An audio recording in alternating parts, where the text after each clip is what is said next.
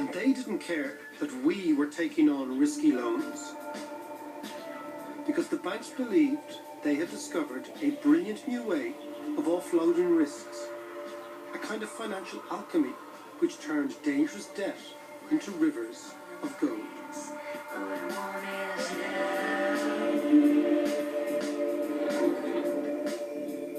Their secret weapon was derivatives, a way of spreading risk and making fat fees on the way through. Debts that were being steadily paid off, like mortgages, credit cards, or car loans, could be bundled together and sold on to investors.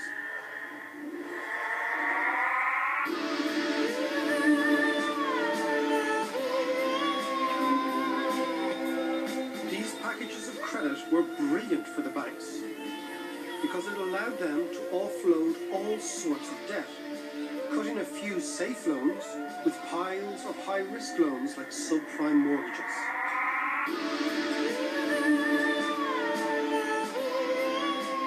Once it was all sliced and diced together and sold off in slivers, investors had no way of knowing what they were buying. They were passing off second-rate stuff as the real deal.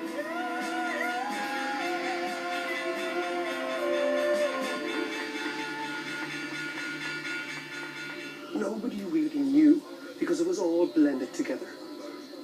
But the point was that all this stuff was sold on again and again, and at every stage the dealer took his cut.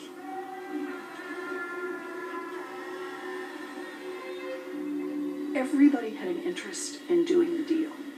And by the time we got high enough up the line, none of it could be traced back. It's a system that lost all accountability.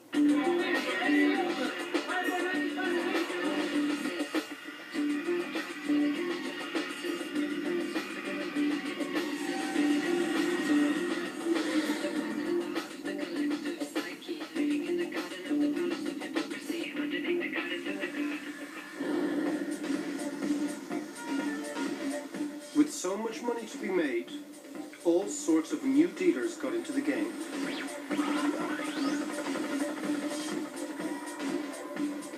People like New York debt packagers Dynamic Credit Partners. They bought up thousands of risky loans. They mixed them and sliced them up and then sent them back out onto the streets.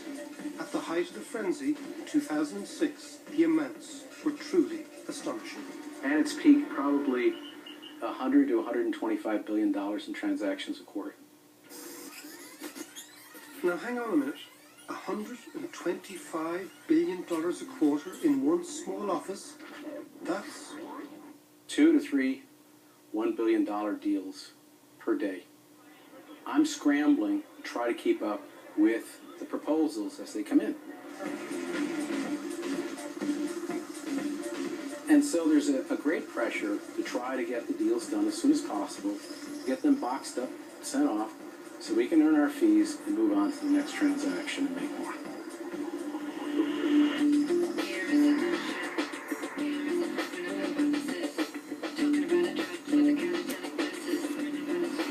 the pushers were now scraping the bottom, selling the fishiest deals of all, the infamous subprime mortgages. These were home loans pushed on people who didn't even have jobs. Their default was only a matter of time.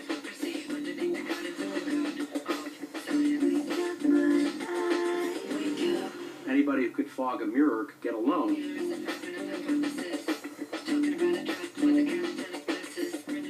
Amazingly, these dodgy subprime mortgages became the bedrock of Wall Street's vast profit machine. We just didn't realize that we were really picking up a lot more of the worst of the worst. Every one of these deals had a human dimension. It's more than 800 miles from Wall Street, but the financial crisis now has it and 4 other Wisconsin school districts on the brink of losing a $200 million investment. The teachers of 5 Wisconsin school districts were looking for a safe investment to fund their retirement.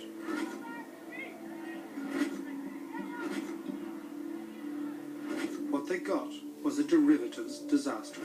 What they ended up buying was some of the most risky investments that the marketplace had to offer. Unregistered credit default swaps.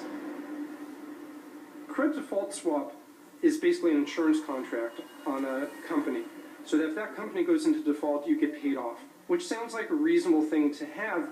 But again, here you have to ask, is the genesis for these swaps economic, or is it gaming or betting oriented? With dazzling year-round weather, azure waters, and golden beaches, the Turks and Caicos is an absolute land of paradise, offering the finest amenities for the highest net worth individuals. This is very private, very secluded, very luxurious. Come see how the affluent are rediscovering themselves in the private islands of the Turks and Caicos. Life's short, but your quality time doesn't have to be. Far from Wisconsin, the Royal Bank of Canada held billions of dollars of junk loans, and it was happy to pay anyone to take them off its books. They needed a salesman, a gullible buyer, and somebody willing to put up the money for the deal. The salesman would earn a nice commission, and his pitch to the teachers was enticing. We want you to earn your money and come back to us and tell us, hey, this is how much I think you should do now.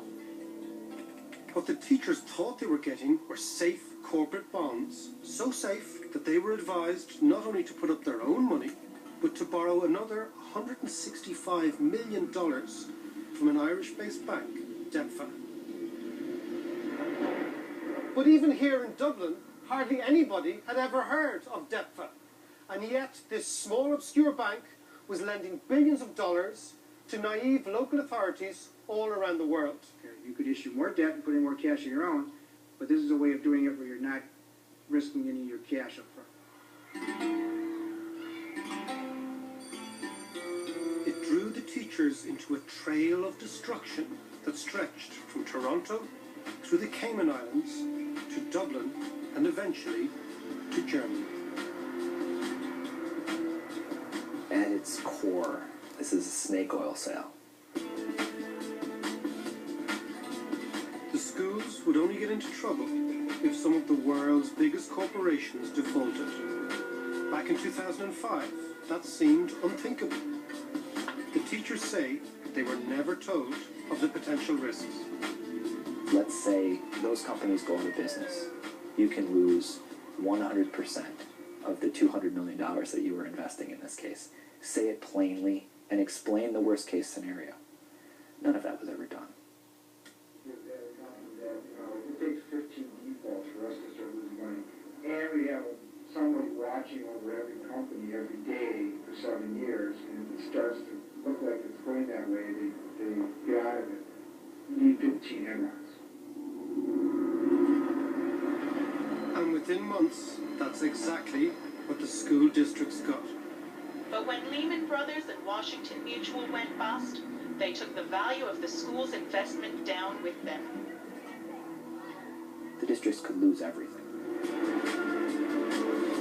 In this case, the banks have denied any wrongdoing. The courts will decide if the schools were misled or merely foolish. But the damage from this deal doesn't stay in Wisconsin. It's affecting the entire global financial system. It has spread like a mutating virus from the suburbs of America right over to Ireland and ultimately here into this heartland of Europe.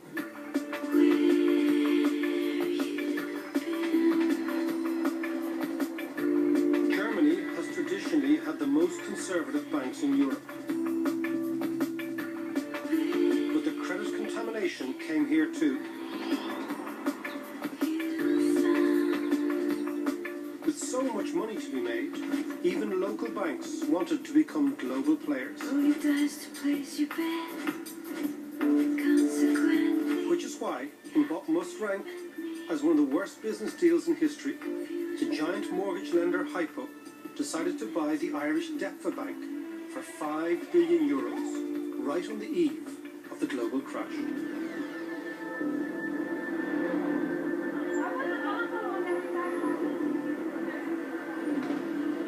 Hypo didn't realize DEFRA's profits were an illusion, only as good as the risky derivatives they were built on. When, in the summer of 2007, companies began defaulting, DEFRA was exposed as a black hole of bad debts. And Hypo was ruined, triggering the biggest banking collapse in Germany since the 1930s. Now, in the end, it cost the German taxpayer 64 billion euros. Now, that's 64 billion euros to bail out Hypo Real Estate in order to clean up the mess that was caused in Dublin. But the problem for the Wisconsin teachers is they still have all these toxic assets. So all around the globe, teachers, pension funds, municipalities, individuals got sucked into a vortex of debt, which most of them will never get out of. But why would a pension fund or a local council buy any of these so-called securities?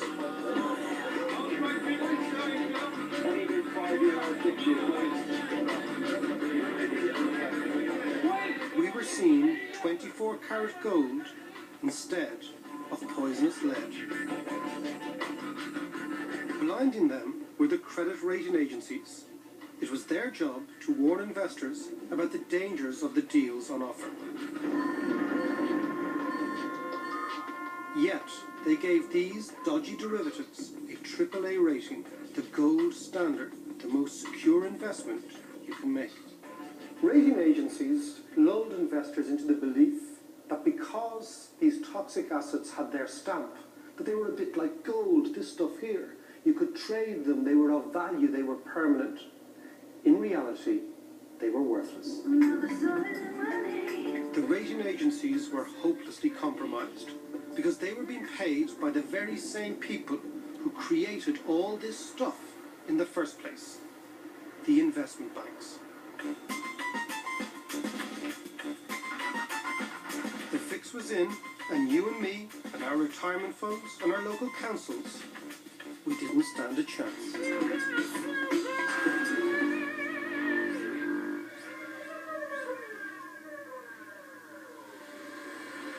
Meanwhile, the rating agencies